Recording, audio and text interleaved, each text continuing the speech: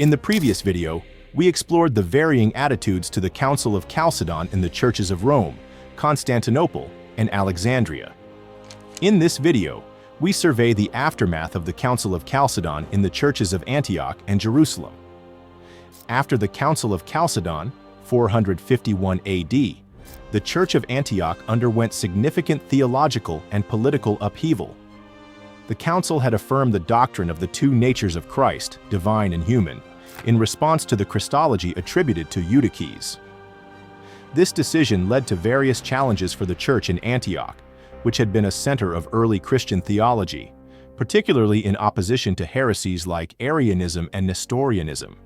Antioch's ecclesiastical history after Chalcedon was marked by deep divisions between the Chalcedonians, who accepted the council's Christological definition, and the Miaphysites, who rejected it. The Chalcedonian definition sought to affirm the Orthodox faith by establishing Christ as fully divine and fully human, without confusion, change, division, or separation. However, the council's decision was deeply divisive in Antioch. Some members of the church, including prominent bishops and clergy, rejected Chalcedon and its Christological definition. The city's complex religious landscape, already shaped by previous theological conflicts, such as those surrounding Nestorian Christology, was further strained. The key issue was the doctrinal debate over the nature of Christ.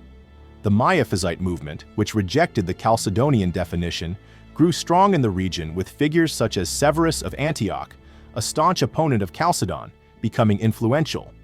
Severus was a theologian who represented the non-Chalcedonian faction, emphasizing the unity of Christ in continuity with Cyrillian Christology against the Chalcedonian definition, which he perceived as a return to Nestorianism. As a result, Antioch's church became split into two factions. The Chalcedonian bishops held to the council's decrees, while the non-Chalcedonians continued to argue for a Christology that emphasized the unity of Christ's nature. This schism led to political and religious tensions between the Patriarch of Antioch and the imperial authorities, who mostly tended to support the Chalcedonian position. The emperors frequently intervened, deposing bishops, leading to instability in the church. Throughout the 5th and 6th centuries, the Patriarchate of Antioch was often at the center of these disputes. Some bishops, like Martyrius, 460 to 470, supported the council's decision, while others, like Severus, 512 to 518, actively opposed it. As the conflict intensified, Antioch saw a series of patriarchal changes, with imperial intervention often deciding which bishops would hold the position. By the late 6th century, the Miaphysite party gained more ground, leading to a shift in Antioch's religious landscape. The city gradually became one of the most significant centers for Eastern Syriac Christianity, which rejected Chalcedon and embraced a Miaphysite Christology. This split not only affected the ecclesiastical hierarchy, but also created social and political divisions within Antioch itself. Numbers of supporters and opponents of Chalcedon fluctuated throughout history due to various factors. Consistently, however, adherents to the council became more Greek in their cultural expression of the faith, whereas the opponents of the council held unto the more Semitic and Syrian cultural expression of their faith in what is now known as the Syriac Orthodox Church, with members in what is now Syria, Turkey, and Iraq.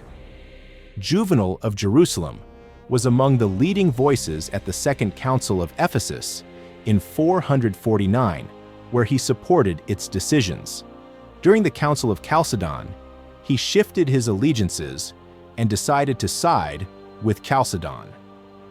Upon his return to his see, he was to find significant difficulty taking up his position as a bishop, as the first major challenge to the council came in Palestine.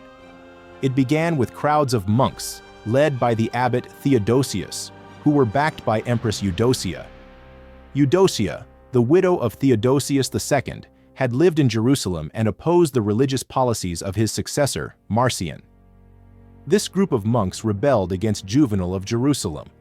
The situation worsened with the murder of Severian of Scythopolis, another prominent leader supporting Chalcedon. The opposition to Chalcedon at first included respected monastic figures like Gerasimus and Gerontius, a former confidant of Melania the Younger, though their views would shift over time. By 451, the only major supporter of Chalcedon in the region was Abbot Euthemius, who led his monastic community in steadfast support of the council. As Juvenal fled to Constantinople, Theodosius was consecrated bishop in his place, along with other Miaphysite leaders, including the well-known Peter the Iberian, who became bishop of Myuma. Eventually, Juvenal was restored to his position, but only after Roman troops intervened, leading to bloody clashes with the monks. In the years that followed, Chalcedonians gained ground in Palestine.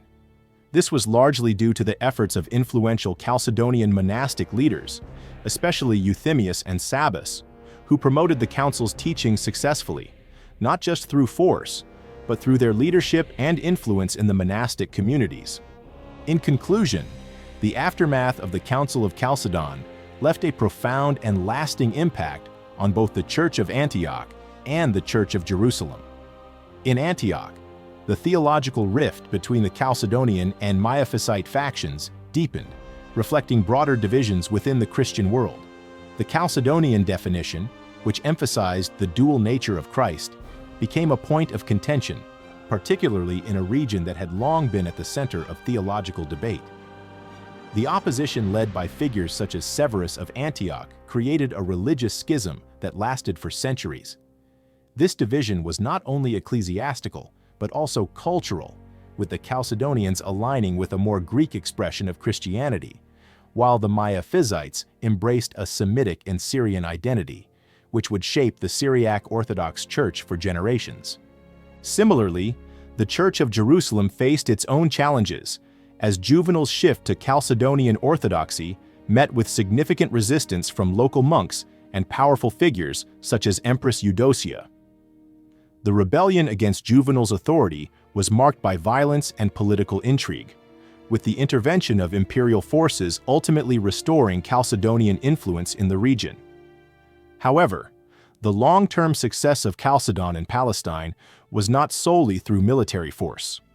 Influential monastic leaders like Euthemius and Sabas played crucial roles in maintaining the council's teachings, showing that leadership within the monastic communities could be as pivotal as imperial intervention in determining the future of the church. Both Antioch and Jerusalem illustrate how the theological decisions of the Council of Chalcedon shaped not only ecclesiastical structures, but also the religious and cultural landscapes of the Eastern Christian world, leaving a legacy of division and enduring conflict that would persist through the centuries. Nevertheless, the ongoing dialogue between the Eastern, Chalcedonian, and Oriental, non-Chalcedonian, Orthodox churches has had its most significant impact on the fraternal relationship that now flourishes between the Greek Orthodox Patriarchate of Antioch and the Syriac Orthodox Patriarchate of Antioch.